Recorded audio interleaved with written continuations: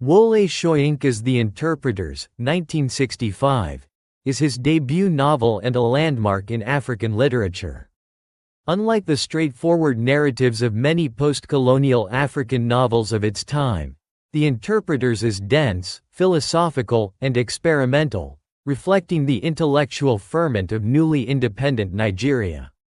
Written in a modernist style, the novel follows the lives of 5 young, educated Nigerian men as they grapple with the moral, political, and cultural crises of post-independence society. The novel does not present a linear plot but unfolds through interconnected episodes, interior monologues, flashbacks, and dialogues. Soyinka, a playwright and poet by nature, uses rich language and allusion to critique corruption, hypocrisy, disillusionment, and the failure of the post-colonial elite. The title, The Interpreters, signals the characters' struggle to make sense of the cultural fragmentation and ideological ambiguity of their world. Setting: the novel is set in Lagos, Nigeria, shortly after the country's independence from British colonial rule. The city is depicted as a chaotic, modernizing urban space, full of contrasts, tradition and modernity, idealism and cynicism, affluence and decay. Main characters, the interpreters. Egbo, a foreign ministry employee torn between modern life and traditional responsibilities. He is haunted by guilt over abandoning his ancestral duties as a chief. Sagai, a sharp, disillusioned journalist and satirist. His sardonic tone masks deep ethical frustration with the corruption around him. Bandel, a philosophy lecturer and the most thoughtful of the group. He represents moral introspection and intellectual inquiry. Kola, a painter who seeks meaning through art. He documents the post-colonial condition with symbolic drawings and murals.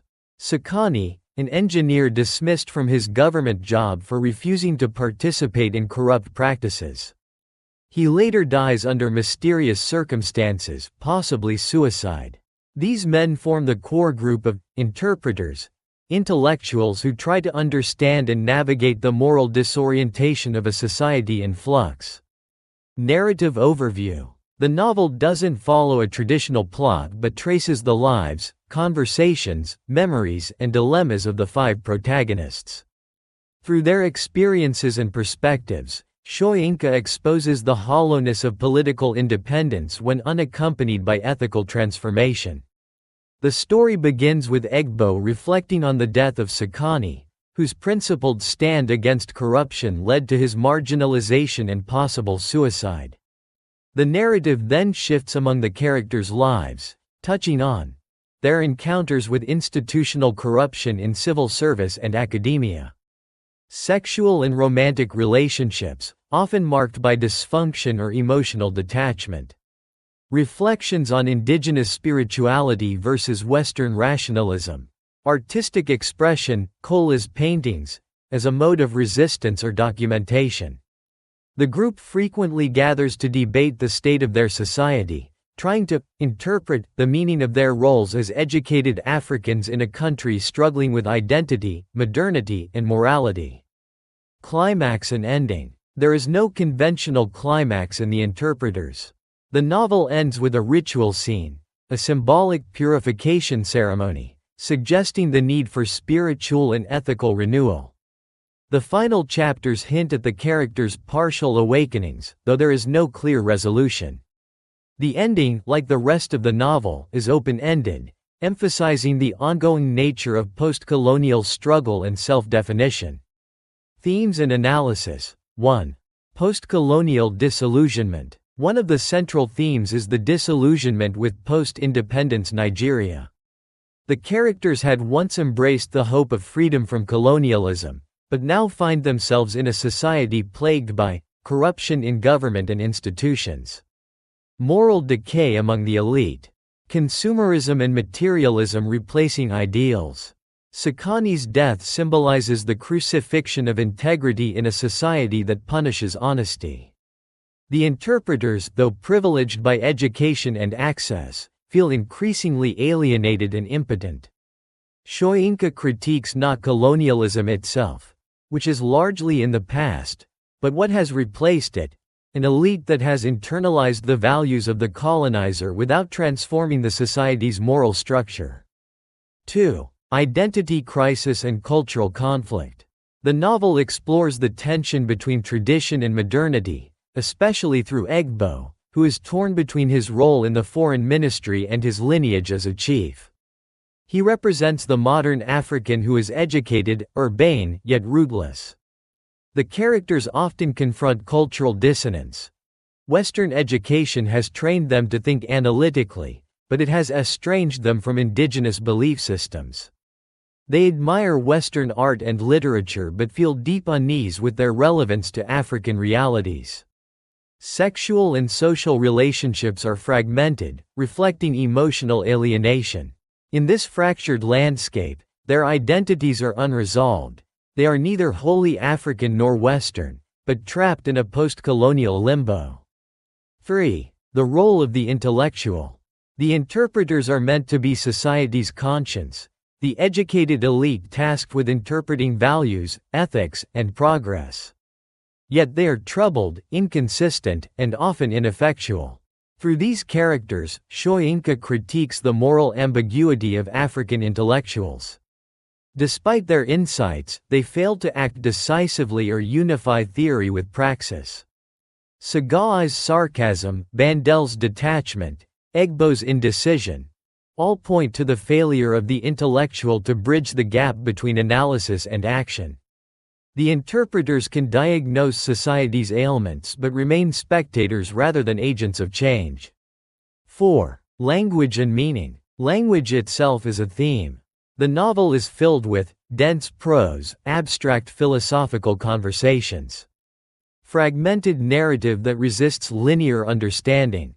Multilingual references, blending English, Yoruba, Latin, and Pidgin. This reflects both the confusion of the post-colonial condition and the struggle to find a language that can articulate African realities without relying on colonial frameworks.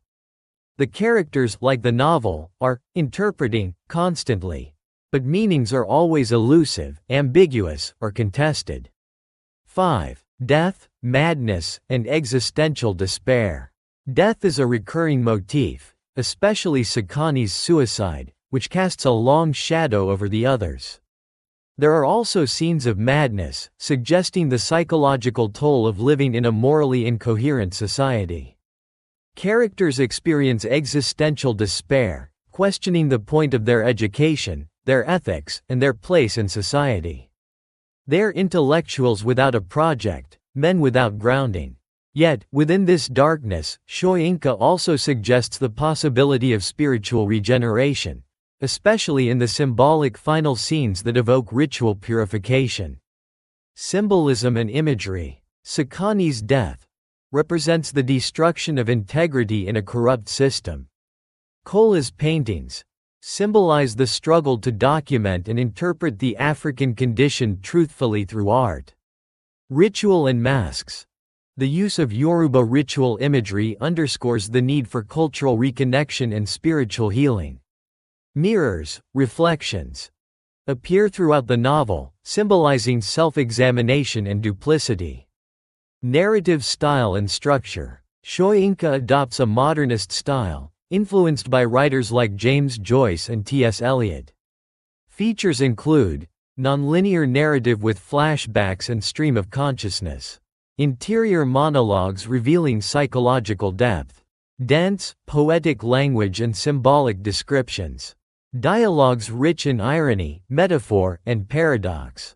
This style challenges the reader but reflects the complexity and fragmentation of the character's world. Critical reception. Upon publication, The Interpreters received mixed reviews. Critics praised its ambition, linguistic richness, and thematic depth. Others found it opaque, elitist, and overly intellectual. Today, it is recognized as a pioneering work of African literary modernism, setting the stage for more experimental narratives in African fiction. Soyinka's refusal to simplify Africa's problems or offer easy solutions marks his commitment to intellectual honesty over populist appeal. Conclusion. Wole Soyinka's The Interpreters is a profound, complex exploration of post-colonial Nigeria's moral and existential crises. Through the lives of 5 intellectuals caught between tradition and modernity, Soyinka exposes the disillusionment of independence, the failure of the elite, and the difficulty of finding meaning in a fragmented world.